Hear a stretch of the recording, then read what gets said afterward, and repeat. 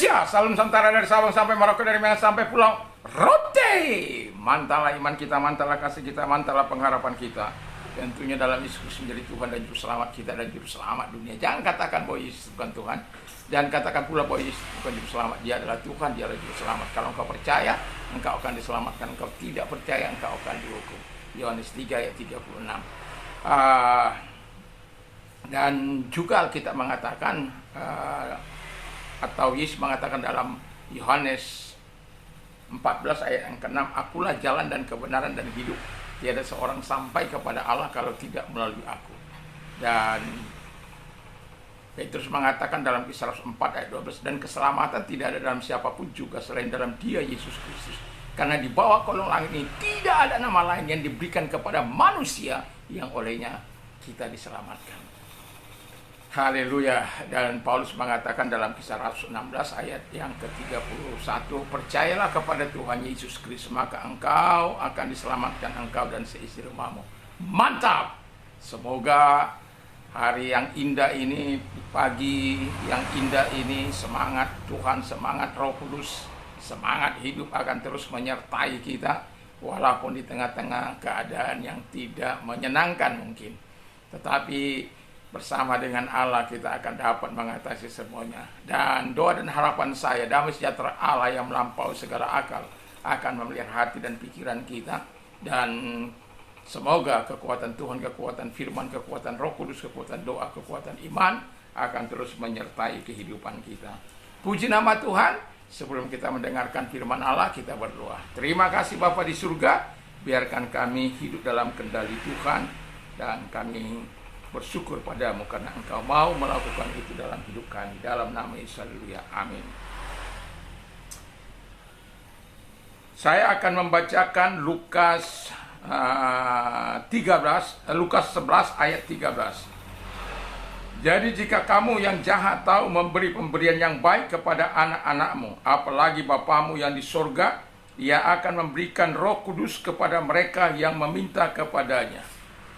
Kalau kita baca di dalam ayat yang sama, di dalam Matius 7 ayat 11, jadi jika kamu yang jahat tahu memberikan pemberian yang baik kepada anak-anakmu, apalagi Bapamu yang di surga, Ia akan memberikan yang baik kepada mereka yang meminta kepadanya. Haleluya. Tema kita adalah hidup dalam kendali Allah. Pertanyaan saya adalah, siapa yang mengendalikan hidup kita? Kalau pertanyaan yang lebih meluas, belum tentang ilahi. Bangsa ini, bangsa Indonesia, siapa yang mengendalikan bangsa ini? Presiden? Apakah betul presiden yang dapat mengendalikan Indonesia? Saya pun tidak tahu. Satu contoh, saya tidak melihat bahwa presiden mengambil keputusan penuh di bangsa ini. Kita baru mengalami pelantikan Menteri Keuangan beberapa bulan yang lalu, dan dia mengambil uang 200 triliun dari Bank Negara, Bank Sentral. Tapi kemudian uang itu dibagi-bagi kepada bank-bank di Indonesia ini, banker-banker yang ada di Indonesia. Dan saya mau katakan kepada kita semuanya, betapa mirisnya sebenarnya keadaan kita. Karena apa?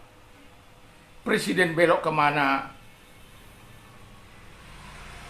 Bank Sentral belok kemana.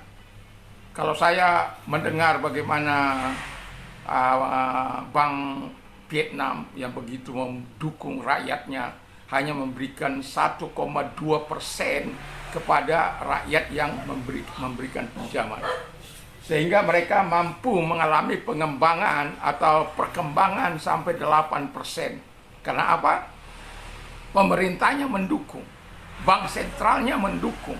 Tapi di Indonesia ini, uang diambil dari bank sentral, kemudian lagi dikembalikan ke bank sentral, yang diperkaya adalah oleh bank-bank, oleh rakyat Indonesia, yang uangnya itu, yang 200 triliun itu, kemudian dipercayakan kepada banker-banker, dan banker-banker bukannya memutarnya di bangsa ini, tapi justru menyimpannya kembali di Bank Sentral Indonesia.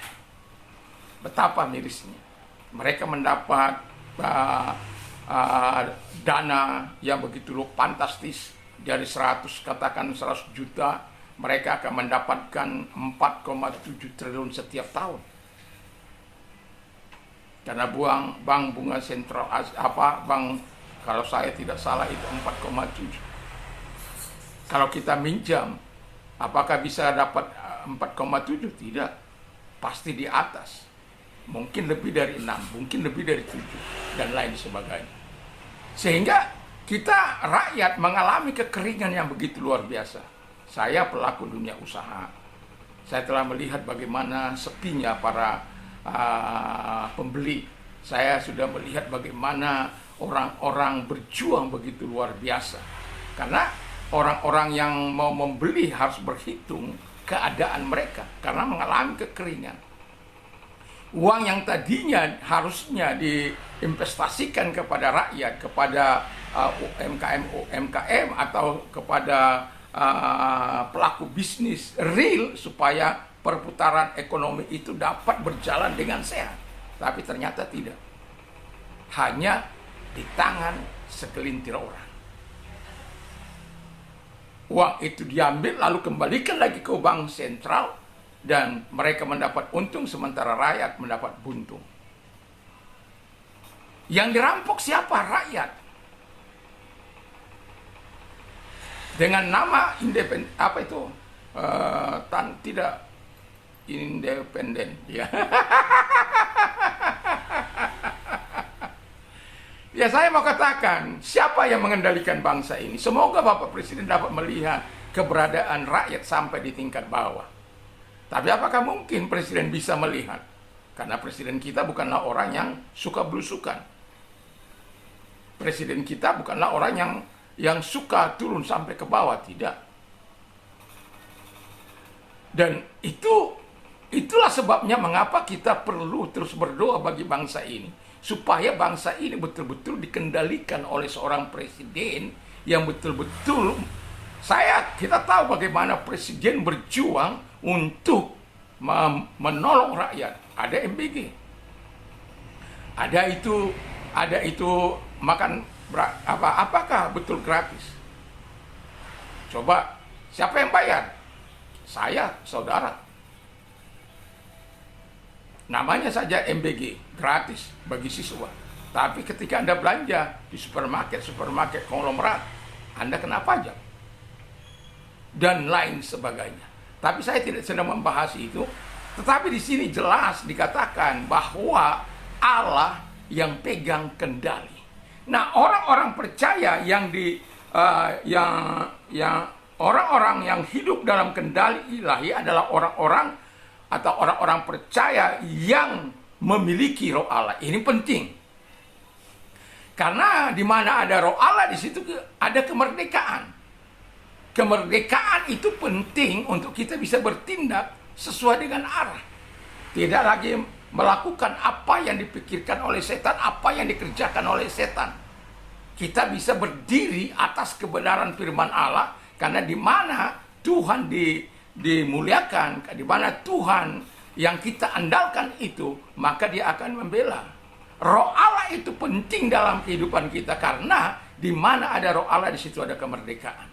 Kemerdekaan dari dosa, kemerdekaan dari finansial, kemerdekaan bukan berarti kemerdekaan ke finansial Anda tidak bekerja, bukan. Tapi ada cara Tuhan untuk memberkati. Satu contoh, bagaimana keadaan situasi kondisi di Filistin pada saat di Filistin pada saat Ishak. Dan itu sangat berbahaya, sangat dalam keadaan yang sangat tidak menyenangkan.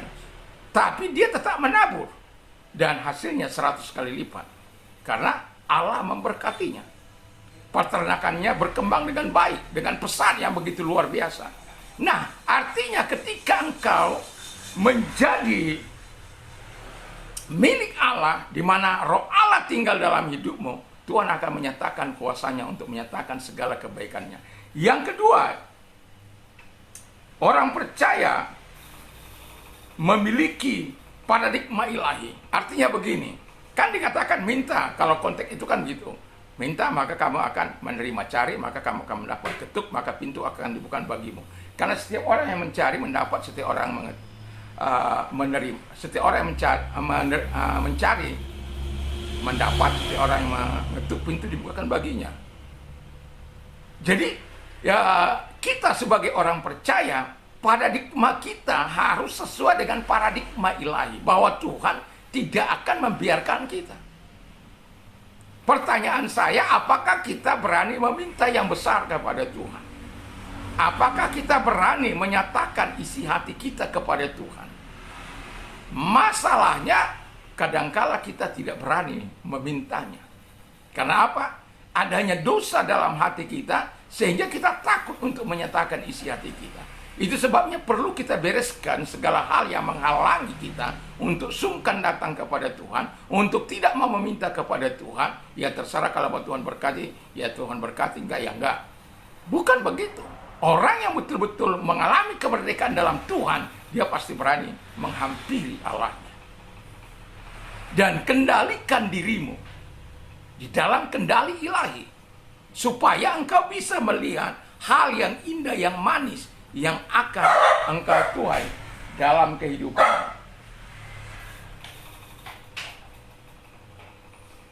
Dan yakin dan percayalah bahwa engkau tidak akan diabaikan oleh Tuhan. Yang ketiga, orang yang hidup dalam kendali ilahi adalah orang yang percaya, memiliki kepercayaan yang benar. Artinya begini, bahwa apa yang dikatakan Allah, ya akan genapi. Tapi apakah Anda percaya bahwa Allah menggenapi apa yang dikatakan oleh Allah itu?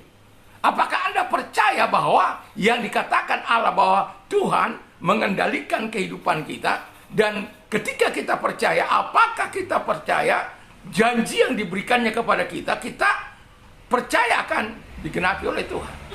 Kalau engkau percaya, engkau akan menerimanya. Engkau tidak percaya, engkau tidak akan mendapat apa-apa. Jangan berharap engkau akan mendapatkan apa-apa kalau engkau tidak percaya kepada Tuhan. Berharaplah kepada Tuhan supaya engkau melihat kuasa Allah dinyatakan dalam hidupmu. Karena kalau engkau sudah mengatakan hidupku dalam kendali ilahi, hidupku dalam kendali Allah, maka Tuhan tidak akan pernah bermain-main denganmu. Dan itulah sebabnya saya mau katakan kepada kita di pagi yang indah ini, jangan patah semangat. Walaupun situasi kita mungkin sama dengan Filistin di masa-masa yang lampau, masa-masa yang tidak enak. Dan saya sebagai pelaku usaha juga merasakan bagaimana sulitnya mencari duit. Tapi apakah kita harus berkata, oh Tuhan, kenapa begini? Enggak kan? Kita hanya berkata, Tuhan, situasi kondisi seperti ini, tapi saya yakin dan percaya Tuhan mampu membuka jalan. Saya percaya Allahku akan mencukupi segala kebutuhanku menurut kekayaan dan kemuliaan dalam Kristus Yesus. Allahku akan memberkati, baik aku di kota, baik aku di desa, baik dimanapun aku berada. Allahku akan membuat aku naik, bukan turun. Allahku akan membuat aku menjadi kepala, bukan menjadi ekor. Allahku akan membuat aku berkembang begitu luar biasa. Karena apa? Engkau percaya pada firman-Nya. Ketika engkau percaya pada firman-Nya dengan benar, Allah tidak akan sungkan untuk menggenapinya. Saya mau katakan ini dari ketulusan hati saya kepada Anda. Biarkan hidupmu dalam kendali Allah, supaya engkau bisa melihat kasih sayang Tuhan itu. Di tengah-tengah sesulit apapun, engkau tidak akan dibiarkan enggak sampai makan. Tuhan tidak akan biarkan engkau sampai kekurangan.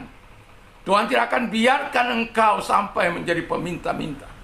Tapi Tuhan akan nyatakan kepadamu segala kekuatan dan otoritas. Tuhan sudah menyediakan yang terbaik bagi orang-orang yang hidup dalam kendali Allah. Pertanyaan saya, apakah kita di dalam kendali Allah? Saya berharap hidup kita semuanya ada di dalam kendali Allah, supaya apa yang dikatakan oleh Tuhan itu kita dapat nikmati. Dan Alkitab mengatakan dengan jelas bahwa di luar aku engkau tidak dapat berbuah, tapi di dalam aku engkau akan berbuah banyak. Kiranya Tuhan Yesus memberkati kita, dan biarkan kendali Tuhan itu ada dalam kehidupan kita, dalam pikiran kita, dalam perbuatan kita, dalam perkataan kita. Sehingga kita bukan orang-orang yang mencela-menceli, bukan orang-orang yang ketika salah tidak tahu minta maaf. Saya pernah mengkritik seseorang, lalu kemudian seseorang menjapri saya, "Pak, kalau boleh janganlah di WA," karena di WA pada saat itu saya betul-betul menghantamnya. Tapi ketika dia berkata dengan baik, loh, betul juga, ini kan antara saya dengan dia. Lalu saya japri dia, dan saya langsung kepada WA-nya. Yang mau saya katakan, kalau pemimpin, ada orang yang menasihati yang lebih baik, kenapa kita tidak lakukan? Mengapa kita harus mengeraskan hati? Mengapa kita harus melakukan hanya untuk kesenangan dan kepuasan kita? Kalau itu kita lakukan, berarti kita tidak hidup dalam kendali Allah. Kita perlu hidup dalam kendali Allah. Kita bukan manusia sempurna, tapi ketika kita hidup dalam kendali Allah, pasti ada orang-orang yang mencintai kita untuk mengingatkan kita. Dan berbaliklah ketika orang-orang mengingatkan kita kepada jalan yang dikehendakinya. Kiranya berkat Allah senantiasa datang kepada setiap kita yang hidup dalam kendali Allah. Mari kita berdoa. Terima kasih Bapa di surga, kiranya Tuhan menolong kami untuk menerima segala kebaikan Tuhan. Kami mau tetap hidup dalam kendali Tuhan di dalam nama Yesus. Dan kami juga berdoa kepada mereka-mereka yang sakit, apapun sakit penyakitmu, segala sakit penyakit yang mereka derita, aku perintahkan keluar, dan oleh bilur-bilur daripada Tuhan Yesus engkau sembuh, oleh kuasanya engkau sembuh. Dan kalau engkau mengalami hidup yang susah, mengalami keadaan yang terpuruk, datang pada Tuhan. Marilah kepadaku, hai kamu yang letih lesu dan beban berat, aku akan memberikan kelegaan kepadamu. Arahkan tangan kepada Tuhan, lihat tangan-tangan yang diarahkan, datang kepada Tuhan. Dan engkau Tuhan yang menolong mereka, yang memberkati mereka, yang membela mereka, menyediakan yang terbaik, menyediakan apapun menjadi kebutuhan mereka. Terima kasih, kami bersyukur dalam nama Yesus. Amin. Puji nama Tuhan, dan semoga kita tetap dalam kendali Tuhan, dan apapun yang kita lakukan di pagi hari ini tetap mencerminkan kasih Tuhan. Puji nama Tuhan. Dan kalau Anda ingin berbuat sesuatu, walaupun sampai hari ini belum ada yang tetapi saya akan tetap percaya bahwa akan ada orang-orang yang akan menyatakan cinta kasihnya kepada Tuhan Yesus Kristus dengan berbuat baik kepada orang-orang yang mengalami kesusahan. Saya tahu keadaan kita sedang tidak baik-baik saja, tapi percayalah, mari kita berdoa bagi bangsa ini, supaya bangsa ini dikendalikan oleh Allah, sehingga para banker tidak mengambil keuntungan sendiri untuk kepentingan golongannya atau diri sendiri, atau para pemimpin kita tidak hanya biarlah banyak, semakin banyak pemimpin-pemimpin seperti Bapak Mulyadi. Sampai saya pernah mendengarkan di bendaharanya hanya ada 500.000 karena digunakan semua untuk pembangunan infrastruktur dan lain sebagainya.